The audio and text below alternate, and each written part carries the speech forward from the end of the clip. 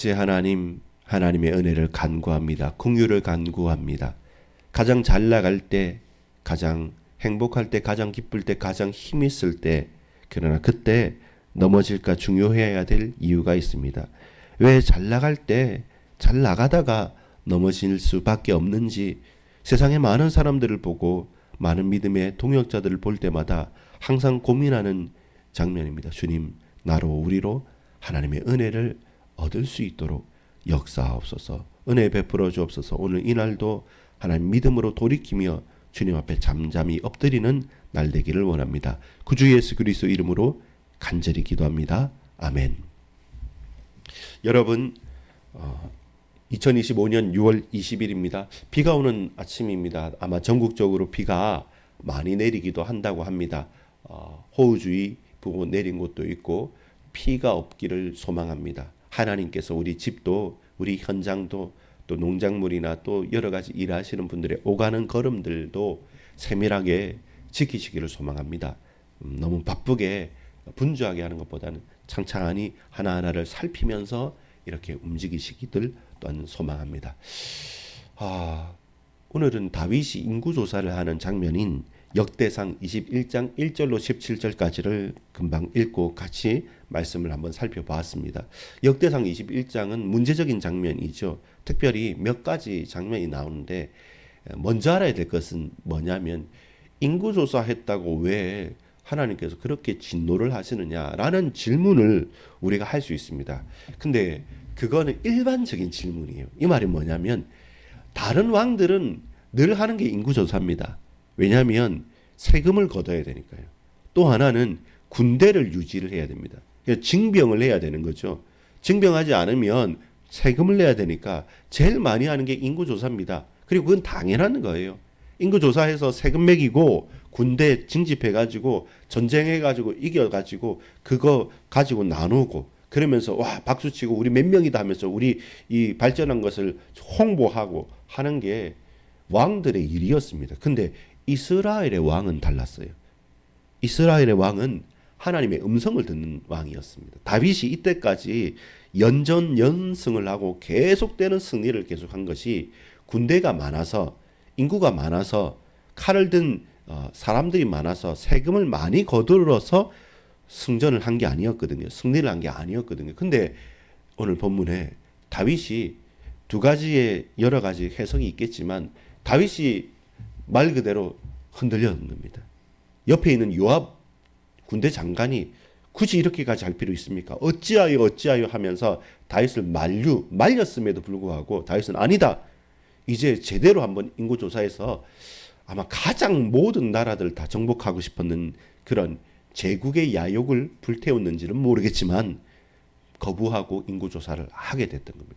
그러나 하나님께서 그에게 또한 은혜를 베푸시고 그에게 말씀하시고 선지자 선견자 갓을 통해서 말씀하실 때 또 금방 또 돌이키는 것도 다윗입니다. 그것도 참 신기하죠. 그건 자존심을 내밀지는 않습니다. 근데 문제는 뭐냐면 그 불신앙과 하나님 말씀을 어긴 거에 대한 그 죄에 대한 책임 그리고 그 결과가 그냥 없던 걸로 하자라고 해서 갑자기 없어지냐면 그 영향력이 크다는 것입니다. 영향력이 크다는 겁니다. 그래서 오늘 저와 여러분이 우리가 자녀를 위해서 기도하고 저와 여러분이 개인이 영적으로 깨어서 간구하는 이유는 무엇입니까?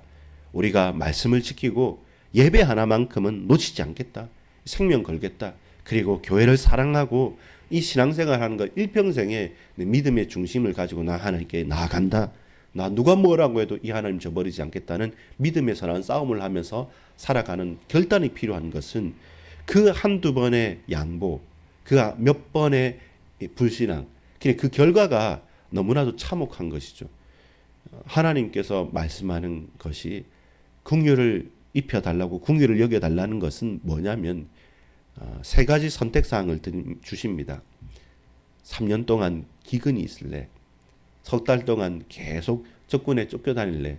3일 동안 전염병을 온 이스라엘에 임하는 걸 원할 때 이걸 또 다윗에게 선택하라 하니까 내 잘못 때문에 됐는데 이것은 내 개인이 아니라 모든 나라가 힘든 일이 되어지는 것이죠. 그러니까 선뜻 뭔가를 선택하기 힘든데, 근데 이제는 하나님께서 재앙을 내리시죠. 사흘의 재앙 가운데 우르난의 타작마당에 하나님의 사자가 천사가 섰을 때 7만 명이라는 사람들이, 여러분 70명, 700명도 아니고 7,000명도 아니고 7만 명이란 것은 그 칼을 든 숫자가 110만 명 정도인데 우리 친척과 우리 동네 사람 중에서 안 죽은 사람이 없는 겁니다. 누군가는 모든 나라가 다 장례식장으로 완전히 뒤바뀌는 것이죠. 그 타격이라는 것은 어떻게 회복할 수가 있을까요? 그만큼 큰 거죠. 그리고 하나님께서 약간은 흥미로운 표현이, 하나님께서 뉘우쳤다는 표현은 뭐냐면, 이 강력한 재앙 가운데 정말로 7만 명이나 죽으니까 하나님께서 빨리 또한 그 이스라엘을 멸절시키고자 한 것이 아니라 깨닫고자 한 거기 때문에 하나님께서 그 백성을 또한 붙들어 주시는 겁니다. 우리가 오늘 이 가운데 바라봐야 될 내용들이 뭐겠습니까? 몇 가지를 좀 살펴보겠습니다. 첫 번째는 사탄이 일어나 하나님이 허락하사. 여러분 사무엘하 24장 1절로 한번 가볼까요? 사무엘하 24장 1절에 보면 이 본문에 대해서 사무엘서는 조금 다르게 설명을 하고 있습니다. 제가 한번 읽어볼게요. 여호와께서 다시 이스라엘을 향하여 진노하사 그들을 치시려고 다윗을 격동시키사 가서 이스라엘과 유다의 인구를 조사하라 하신지라. 이 표현이 하나님의 명령입니다. 이스라엘을 치시기 위해서 준비하셔서 다윗을 격동시킨 거기 때문에 다윗은 심부름꾼에 지나지 않은 것처럼 표현됩니다. 또 21장 오늘 본문을 다시 돌아오면 사탄이 일어나 이스라엘을 대적하고, 이 사탄은 똑같은 겁니다. 대적자가 일어나 이스라엘 대적하고 사탄이 일어나 이스라엘을 사탄하고, 이 같은 말이죠. 같은 말입니다. 다윗을 충동하고 격동하고 충동하여 이스라엘을 계수하게 하니라. 그럼 하나님이 하신 겁니까? 사단이 한 겁니까? 사실 큰 틀에서 보자면 뭐냐면 사단의 행동까지도 하나님의 허락 가운데 있다는 것입니다. 모든 세상의 통치라는 것은 하나님께서 욥을 시험하는 사단을 허용하셨다는 것입니다. 그것조차도 알고 계신다는 겁니다. 그래서 우리는 하나님의 큰 절대 주권을 보는 겁니다. 단 하나도 우리가 왜 선악과를 만드셨습니까? 왜 선악과를 먹을 때 그냥 내버려 두셨습니까? 이렇게 우리 질문한 것처럼 우리가 다 알 수는 없어요. 그러나 확실한 건 두 가지는 있어요. 뭐냐면 하나는 다윗이 명령을 한 건 사실입니다. 이랬든 저랬든. 그리고 그 명령과 행동에 대한 책임이 있다는 것은 사실입니다. 근데 그 행동과 그 책임은 온전히 우리가 로봇처럼 나는 아무것도 없는데 그냥 했다는 것은 아니에요. 분명히 행동은 했고 그 행동에 대한 책임을 따릅니다. 근데 그 모든 것에 배후에 사단이 개입하는 경우가 많다는 겁니다. 근데 그 사단의 개입조차도 하나님의 크고도 놀라운 섭리 가운데 있다는 겁니다. 그래서 우리는 뭐 하냐면 겸손히 무릎 꿇는 거죠. 사단이 아무리 우리를 충동한다 할지라도 하나님의 섭리 가운데 붙으시면요, 우리가 지킬 수 있는 겁니다. 반대로 우리가 아무리 경건하게 산다 할지라도 사단의 유혹받고 그 유혹 속에 하나님의 은혜가 강력하게 우리에게 임하지 않고 하나님의 섭리와 어긋난다면 우리는 언제든지, 그 전장까지 읽었지 않습니까? 계속되는 완전한 승리에 있었음에도 불구하고 어느 한 날 갑자기 다윗이 흔들리고 공유를 입지 않으면 안 될 만큼 내가 심히 어리석게 행했습니다. 내가 왜 이랬습니까? 내가 여호와께 범죄하였습니다. 라고 말하는 그 심각한 죄에 빠질 수도 있다는 것입니다. 구원이 왔다 갔다는 것은 아닙니다. 그러나 이 땅을 살아가는 가운데 우리가 어처구니 없는 실수와 실패와 그리고 재앙에도 빠질 수 있기 때문에, 그래서 오늘 우리가 예배하지 않습니까? 오늘 우리가 기도하지 않습니까? 오늘 우리가 하나님의 은혜를, 긍휼을 구하고 있는 것이 않습니까? 이것은요, 여러분, 대단해 보이는 어떤 사람들, 전도자나 어떤 목회자나 어떤 설교자가 또 어떤 경건한 사람이 24시간 기도한다. 저 경건한 사람이고 방언도 하고 예언도 한다. 뭐 간다.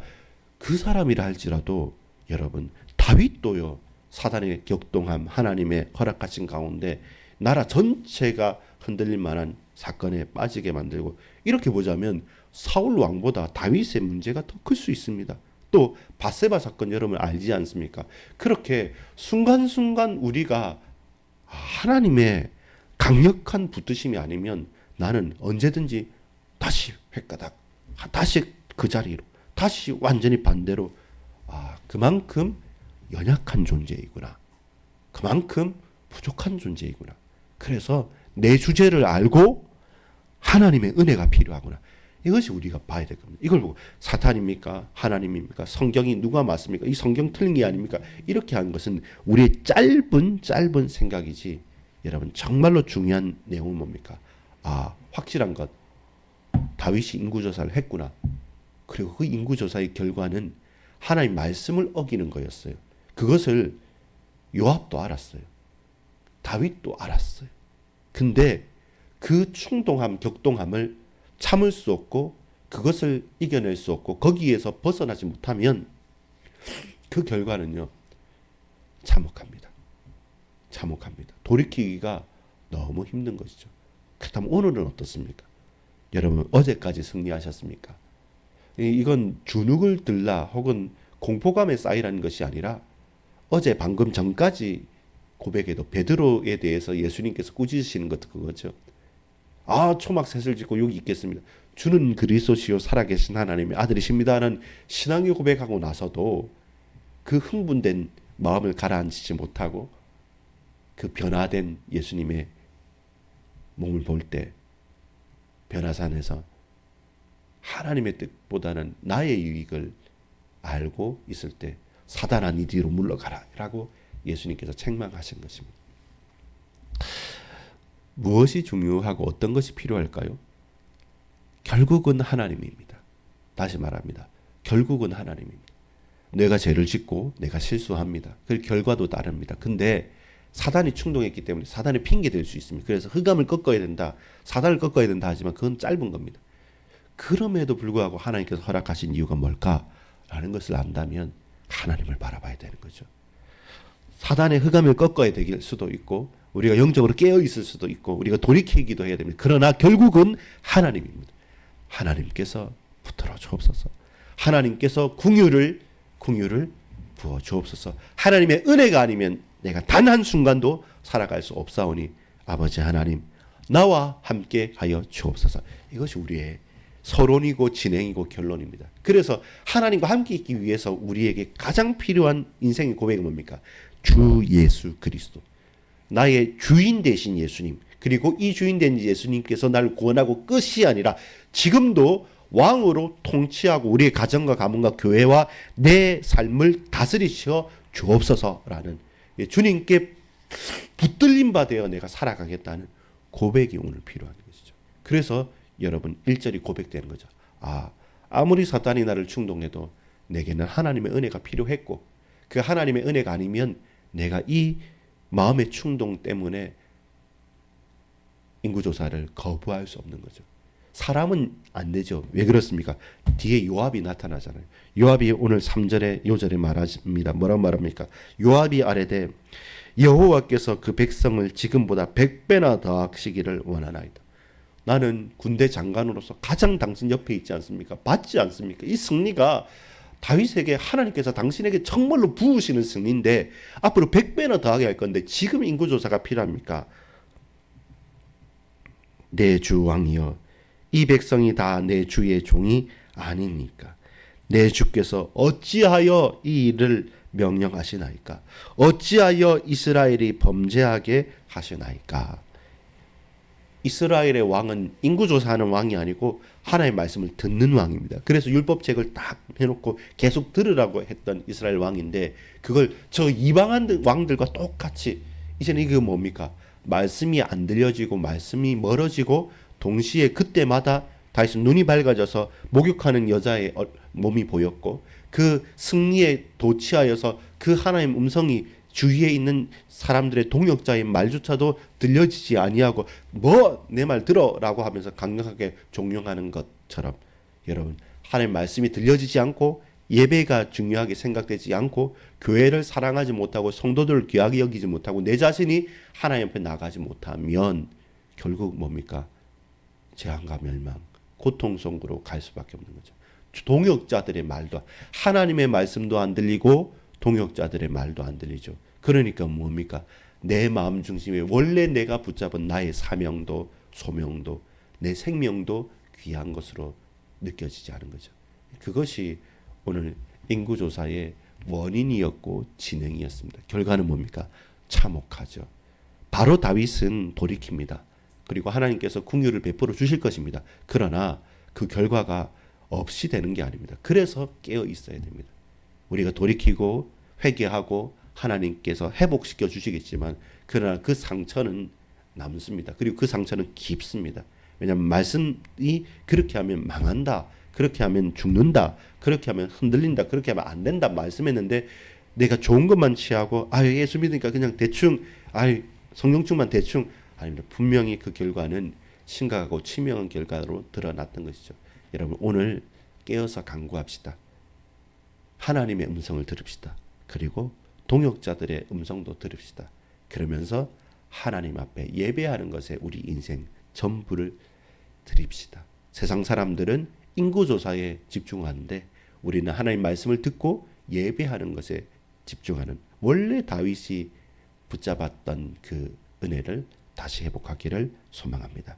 치명적인 결과를 극복하는 것도 동시에 다시금 하나님의 음성을 듣는 것임을 확신합니다. 기도합니다.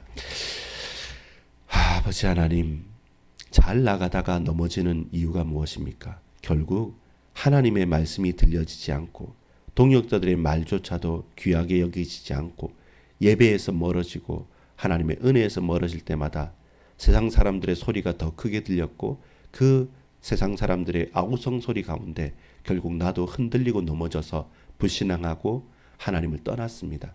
그 결과는 참혹합니다. 다시 생상하기도 조차도 싫습니다. 그러나 주님, 다시금 베푸실 긍휼과 다시 우리에게 말씀하실 그 음성을 붙들고 교회를 사랑하며 모든 동역자들을 사랑하며 정말로 한 영혼 귀하게 여기면서 걸어갈 수 있도록 주님 긍휼을 속히 베풀어 주옵소서. 이제는 우리 구주 예수 그리스도의 은혜와 하나님의 사랑과 성령님의 교통하심이 다시금 하나님의 음성을 듣기를 소망하고 다시금 주의 긍휼을 붙들고 내가 범죄하였나이다, 내가 심히 어리석게 행하였나이다 하면서 하나님께로 돌이키는 주의 권속들을 외면치 마시고 그 심각한 결과 속에서도 다시금 회복할 수 있는 은혜 위에 은혜를 더하여 주옵소서.